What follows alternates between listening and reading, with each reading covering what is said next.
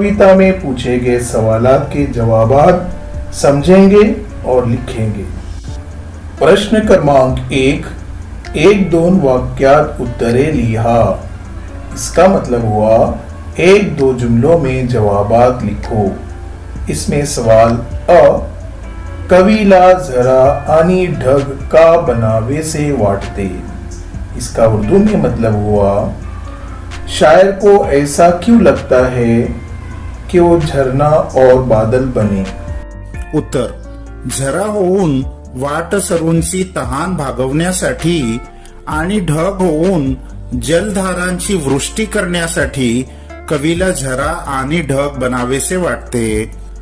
झरना बनकर मुसाफिरों की प्यास बुझाने के लिए और बादल बनकर पानी की धारा बरसाने के लिए कवि झरना और बादल बनना चाहते हैं। प्रश्न आ, कवीला झाड बनवून वाटसरूंची कोणती सोय करायची आहे। शायर को दरख्त बनकर राहगीर का कौन सा इंतजाम करना है।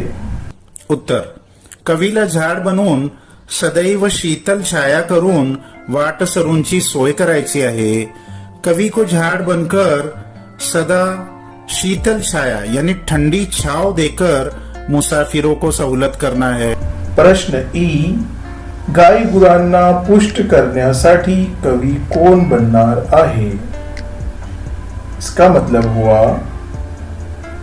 जानवरों को मजबूत करने के लिए शायर कौन बनने वाला है। उत्तर, गाई गुरांना पुष्ट करण्यासाठी कवि गवत बनणार आहे। गाय भैंसों को उनकी भूख मिटाने के लिए कवि घास बनना चाहता है। प्रश्न ई, कवी दिवा बनून कोणते कार्य करू इच्छितात। शायर दिया बनकर कौन से काम करना चाहता है। उत्तर, कवी दिवा बनवून सगळ्यांना उजेड देण्याचे कार्य करू इच्छितात। कवि दिया बनकर सबको उजाला पहुंचाने का काम करना चाहते हैं। प्रश्न ऊ, फूल बनवून कवी दुसऱ्यांना कशी मदत करणार आहे। इसका मतलब हुआ फूल बनकर शायर दूसरों की कैसे मदद करेगा। उत्तर, फूल बनवून कवी दुसऱ्यांना हसत हसत सुगंध पसरत मदत करणार आहे। फूल बनकर कवि दूसरों को हंसते हंसते और खुशबू फैलाकर मदद करने वाले हैं। प्रश्न 2, कवितेत शेवटचे अक्षर सारखे असणाऱ्या शब्दांच्या जोड्या शोधून लिहा।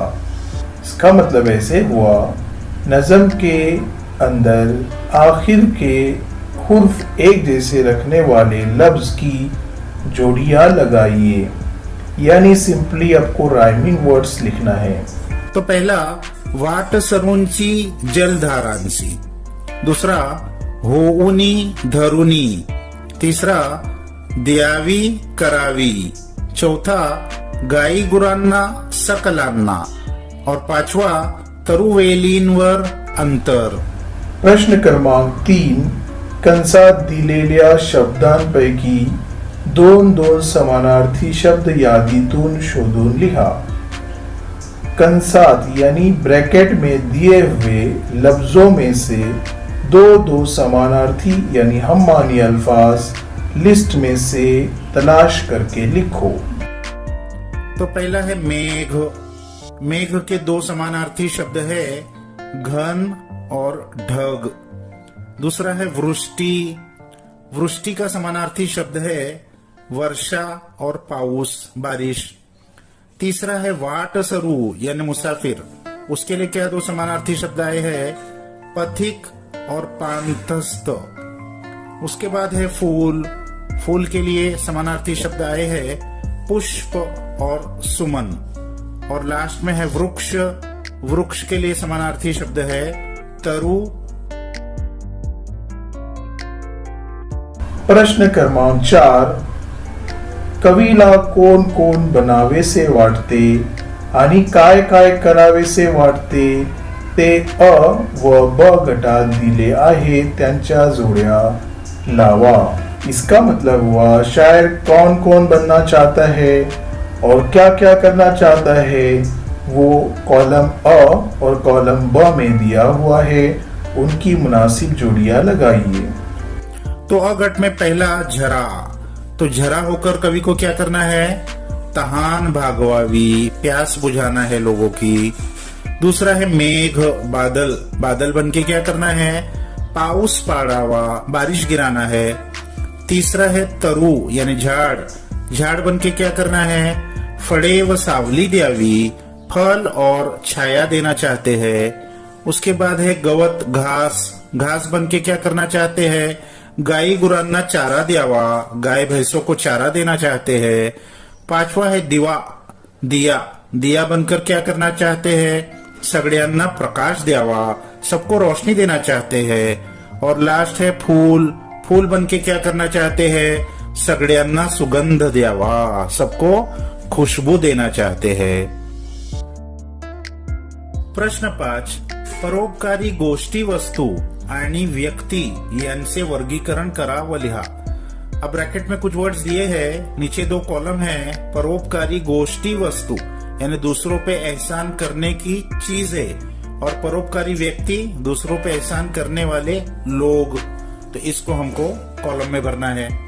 तो पहला है दीवा, तो दीवा चीज है कि व्यक्ति है? चीज है, तो इसको गोष्ठी में या वस्तु में लिखेंगे। दूसरा है समाज सेवक, ये इंसान होता है, तो इसको परोपकारी व्यक्ति में लिखेंगे। तीसरा है वृक्ष, झाड़, तो इसको वस्तु में लिखेंगे। उसके बाद है क्रांतिकारक, रेवोल्यूशनरी, तो ये इंसान होता है, तो इसको व्यक्ति में लिखेंगे। उसके बाद है ढग, बादल, इसको वस्तु में लिखेंगे। आगे है सैनिक, सोल्जर, तो ये व्यक्ति में लिखेंगे। उसके बाद है नदी, तो ये वस्तु में लिखेंगे, चीज है। और लास्ट है डॉक्टर, ये इंसान होता है, तो इसको व्यक्ति में लिखेंगे। प्रश्न क्रमांक 6, मी वारा झालो तर काय काय करेन ते 4-5 वाक्यात लिहा। मैं हवा बन जाऊं तो क्या क्या करूंगा 4-5 वाक्य में यानी जुमलों में लिखो। तो मी वारा झालो तर जिकडे मन येईल तिकडे बेफाम फिरेल। मैं अगर हवा बन गया तो जहां मेरा मन आएगा वहां मैं फिरूंगा, कोई रोक टोक नहीं होगी। पावसाच्या ढगांना शेतीवर आणीन, बारिश के बादलों को खेत पर लेकर आऊंगा। कष्टकर्यांच्या अंगावर जाऊन त्यांना सुख देईन, जो मेहनत कर रहे हैं लोग उनके जिस्म पर जाकर उनको राहत दूंगा, सुख दूंगा। झाडांवरील पिकलेली फळे मुलांसाठी खाली पडेल, झाड़ पर से जो फल पक चुके होंगे उनको बच्चों के लिए नीचे गिराऊंगा। लोकांना शुद्ध श्वास घेण्यास मदद करेल, लोगों को अच्छी प्योर स्वच्छ हवा देने में मैं मदद करूंगा। तो यहाँ ये क्वेश्चन आंसर्स खत्म हो गए बच्चों, इसको अच्छे से अपने बुक्स में लिख लीजिए।